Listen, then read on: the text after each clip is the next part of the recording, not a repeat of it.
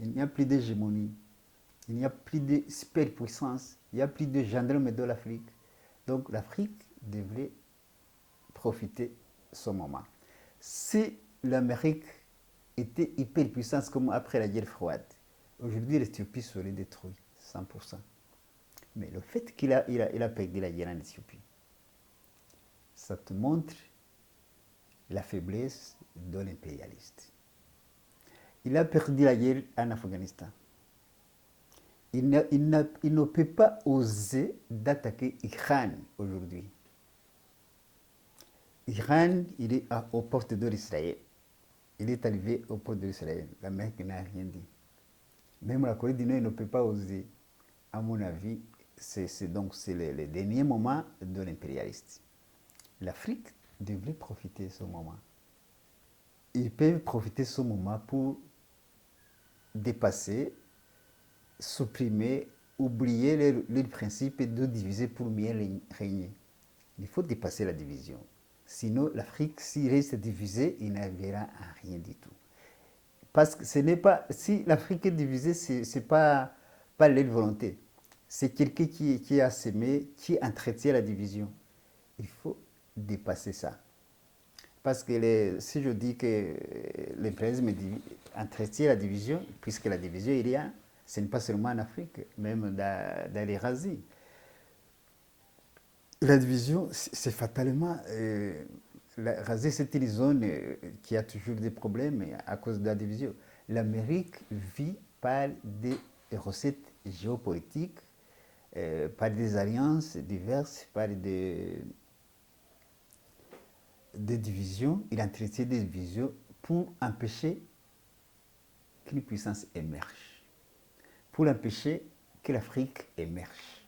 Donc, c'est à l'Afrique, c'est aux Africains de profiter de ce moment de la faiblesse de l'impérialiste pour émerger. Comment émerger? Il suffit de s'unir. C'est tout simplement l'unité et fraternité.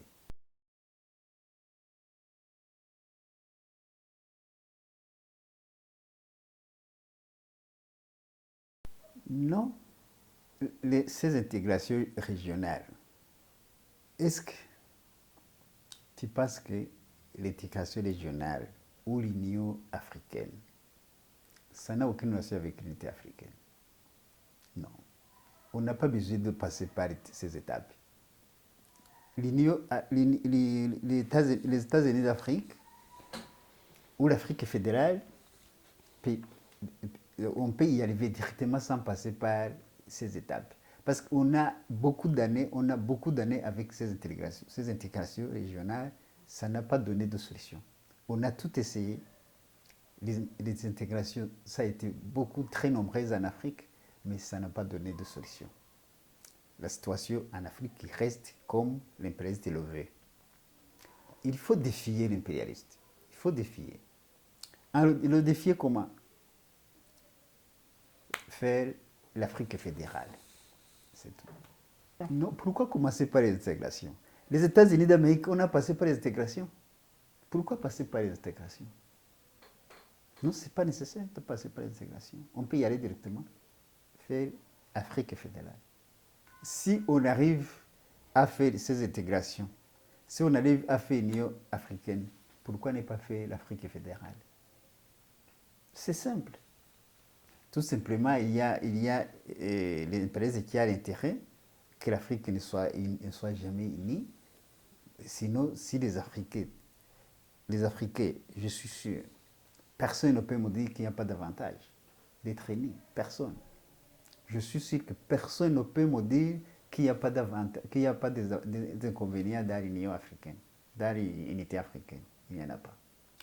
Ça restera toujours une question.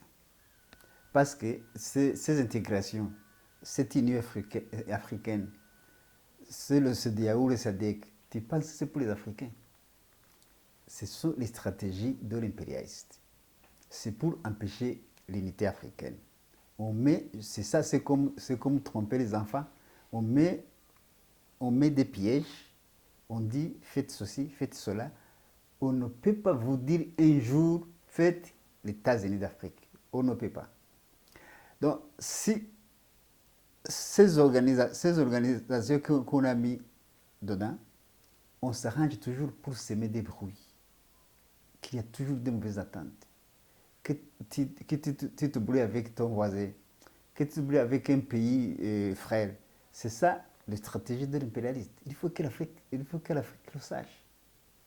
Mais un jour, un bon matin, si les Africains, tous les 54 pays disent on en a assez, mettons États-Unis d'Afrique, c'est possible. Et ça va changer beaucoup de choses en Afrique. Pas seulement en Afrique, mais dans le monde entier. Parce que l'Afrique, c'est le continent d'avenir. L'avenir de la planète, ce sont des États-continents, comme l'a dit Latzel en Allemagne. Tu vois, c'est Bismarck qui a unifié l'Allemagne en 1871. Il avait fait bien pour que l'Allemagne soit un empire, mais Latzel, oui, il a dit, quand il est venu après, il a dit que ce n'était pas assez. Il avait voyagé aux États-Unis, il a dit, l'avenir du monde, ce sont les États-continents. Oui, c'est ce qu'il disait. Latzel, il est mort depuis longtemps, mais c'est ce qu'il disait, c'est valable même aujourd'hui. L'avenir du monde, ce sont les États-continents. L'avenir de l'Afrique, c'est l'État-continent. L'avenir de l'Afrique, ce n'est pas 60 pays en Afrique. Ce n'est pas ces 54 ou 55 ou 56 pays. Ce n'est pas ça l'avenir de l'Afrique. L'avenir de l'Afrique, c'est un État-continent. Je vous ai parlé depuis longtemps que l'Afrique, les Africains vivent sur un continent qui n'appartient pas aux Africains. Parce que ce ne sont pas les Africains qui ont mis les frontières. Quand tu vis dans un pays borné par quelqu'un d'autre, ce n'est pas ton pays. Tu es là comme un locataire. Oui. Tu es là, donc les Africains sont locataires. L'Afrique appartient aux impérialistes qui ont mis les frontières. Vous êtes gardien, oui, des pays des autres. C'est plus des autres que vous payez les loyers, vous payez les matières premières, vous payez le pétrole, vous payez le sang. On vous dit tous les jours. C'est ce que l'Éthiopie vient de payer le sang. Le Congo paye toujours le sang. Les Congolais payent toujours le sang. Ils meurent toujours. Ils ne meurent pas pour le Congo. Ils meurent pour l'Amérique ou pour l'Europe, pour je ne sais pas qui, mais pour l'impérialiste. Donc, parce que le Congo n'appartient pas aux Congolais.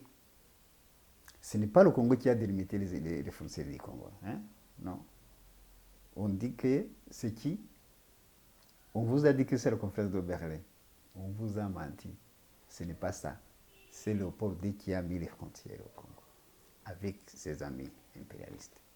Le conférence de Berlin n'a rien dit, à part le fleuve du Congo et le fleuve Niger, le Gambie.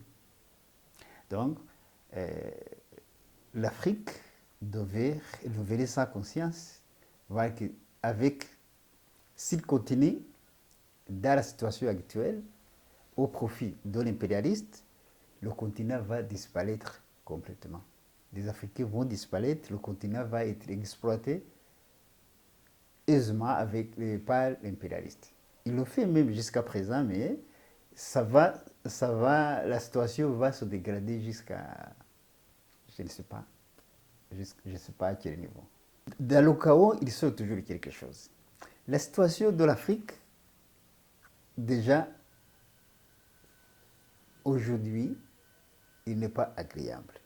Et au fur et à mesure des années, ça va se détériorer jusqu'à ce que les Africains se rendent compte que la seule solution est l'unité. Pour dire ce qui va être à la tête, non, tout le monde va se lever, celui qui va à la tête, on va le faire, ce n'est pas ça qui manque, on va le choisir, mais la situation va obliger les Africains à raisonner autrement. Parce qu'il y a longtemps quand même, il y a 75 ans, on trouve qu'il n'y a pas de meilleur. Sinon, on a tout essayé. Qu'est-ce qu'on n'a pas essayé? On a essayé ces intégrations économiques que tu as dit. On a essayé l'OIWA, on a essayé l'Union européenne. On a tout essayé. L'Union africaine. On a tout essayé. Et il n'y a pas eu de solution.